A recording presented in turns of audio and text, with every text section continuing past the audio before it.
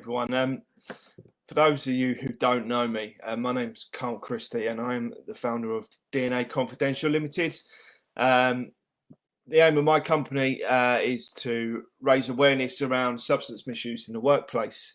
So I'm on a bit of a mission really, just to impart some knowledge around substance misuse at work, signs and symptoms, things to look out for. The purpose of this live this morning, thought I'd do something a little bit different for a Tuesday. I normally call them testing Tuesdays. And for a little while now, I've been trying to figure out how to collate some stats around an effective policy implementation around drug and alcohol misuse.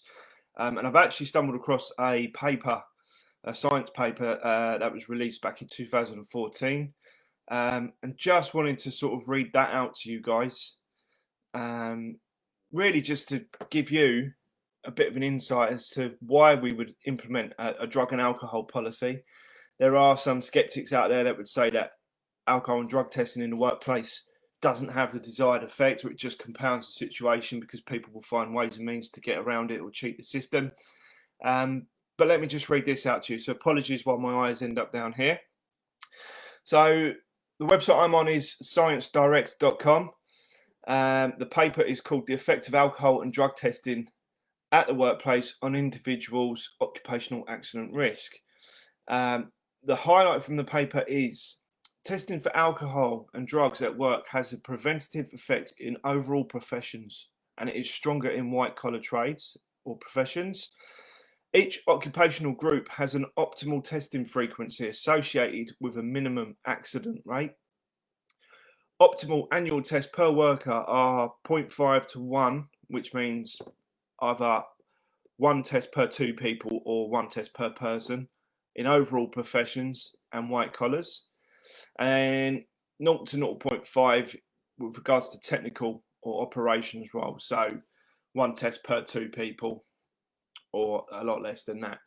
Optimal frequencies prevent accident victims from 59%, which are workers on board trains, and up to 85% white-collar workers.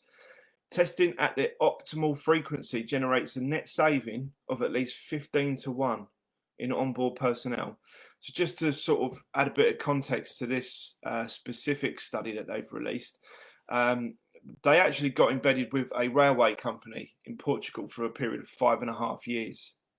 And actually conducted this study. So the abstract with relation to this section: programs for testing alcohol and drugs at the workplace at random and by surprise are believed to have a positive impact on safety and to reduce individuals' accident risk, which is something I've always said and firmly believed in. Despite this perception, there is limited scientific evidence and poor statistical support of this assumption.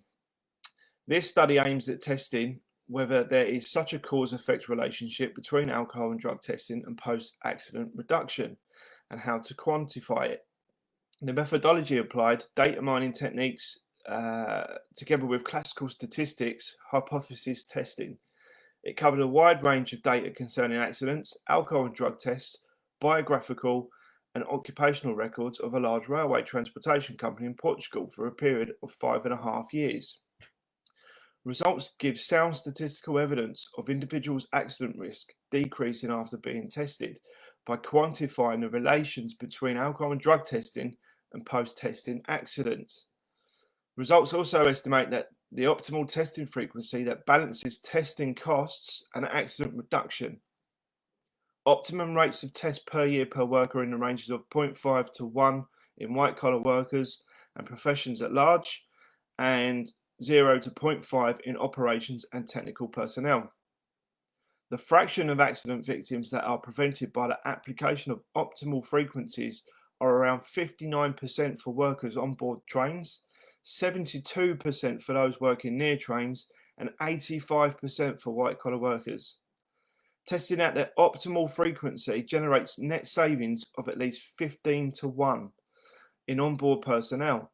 So in conclusion, testing for alcohol and drugs at the workplace at random and by surprise has a statistically significant preventative effect in overall professions, but is stronger within white collars.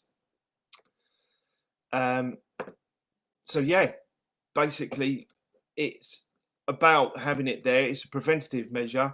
When you factor in all the costs associated with an accident, albeit lost time because of the person physically injuring themselves, the relative insurance claims, the knock-on production, your insurance policy is going up as a direct consequence. If you take all those costs into account and then factor in the fact that the cost of a drug and alcohol test per person annually, you're looking at significant net savings. So I just wanted to jump on a quick live this morning, just share that little white paper I found yesterday. Beautiful little nugget of information there. I may delve a little bit deeper later on this week and do another live next week. So hope you have a great day. Stay safe and speak to you soon.